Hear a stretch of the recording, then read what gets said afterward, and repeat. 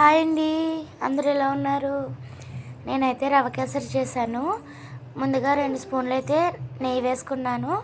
తర్వాత నా దగ్గర ఉన్న డ్రై ఫ్రూట్స్ అయితే వేసానండి. ఇంకా మీ దగ్గర ఏమైనా డ్రై ఫ్రూట్స్ ఉంటే అవి వేసుకోవచ్చు. ఇవి ఎర్రగయ్యేంత వరకు కూడా మనం బాగా ఫ్రై చేయాలి. చూడండి, ఎర్రగా అయ్యాయి. అందుకని చెప్పి నేను ఇంకా ప్లేట్లోకి తీసేసాను.